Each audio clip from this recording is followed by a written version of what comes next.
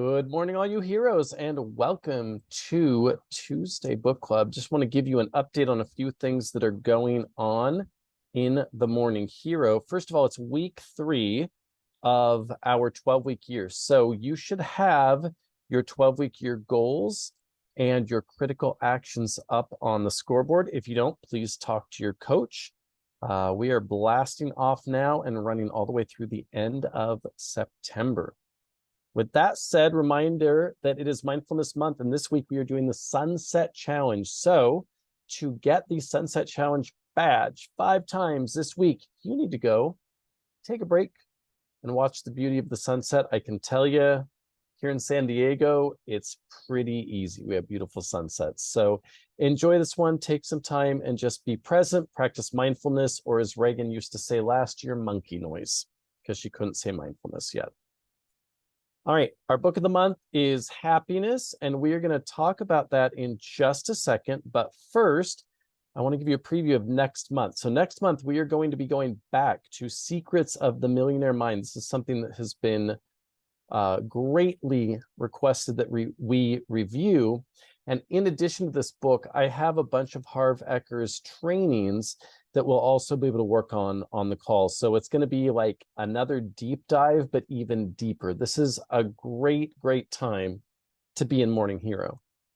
Along with that, AGC went so well at the University Club that we are doing it again, August 3rd from 5:30 to 7:30 Pacific at the University Club. It will once again be free. There will be free food. All you have to buy are drinks if you want. For those of you that said the bar was a little backed up, we're going to have 2 bars this time. So you can get your booze on and really have a good time. And we're going to go real deep into money mindset to get us ready for Harv Eker and our money mindset book. So Jarvis is going to be talking and really getting deep. It's going to be an amazing time for networking and getting energized and motivated. Please invite people. We want to make it even bigger than last time. Last time we had almost 100 people. It was literally standing room only. So I ordered 25 more chairs. Let's pack this place. And that'll just be a great time.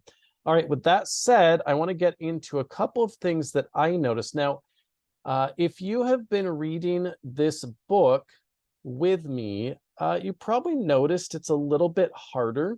At least for me, it is. And a couple of people on my call have said it.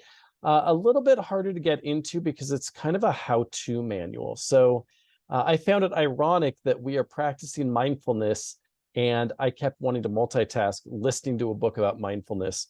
But here's some great summary notes just to lay out what the book will talk to you about. So, and let me know if you want the link to this webpage.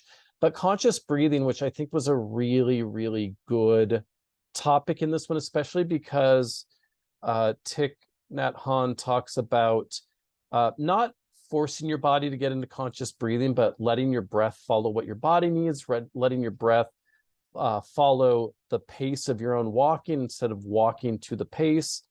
Sitting meditation, which we practiced last week, always very healing, very good. We're going to keep doing the meditations every Wednesday and Thursday for the rest of this month. So you'll still get that for the rest of this month.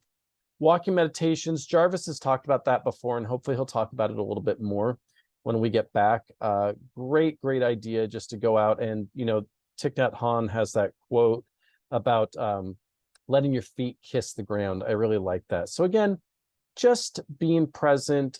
He does a lot of mantras, breathing in, you breathe in one phrase, breathing out, you breathe another phrase. You might be able to find one of those you connect with. Mindful eating, this is a really good one. Actually, just like being present in what you're eating, being aware of how it got to you, which is something I don't think we really talk about. But all the people that had to come together, deliver, to grow, to package, to process your food is pretty amazing. So I just like that idea of mindfulness. He does talk again about, and this is what I love, he's like JP, where he's like a very practical Buddhist.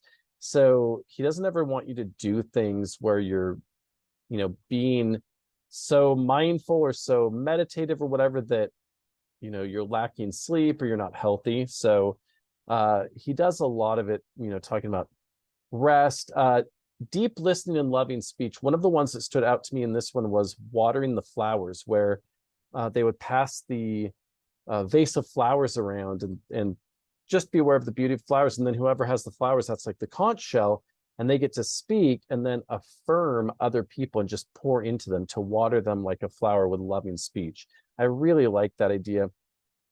He talks more about how to deal with anger, dealing with emotions. He even has, I don't know if you got to this part, in the book, a form letter that you literally could fill in the blank and deliver to a loved one and say, hey, you did X. That hurt me. Can we talk about it on Friday?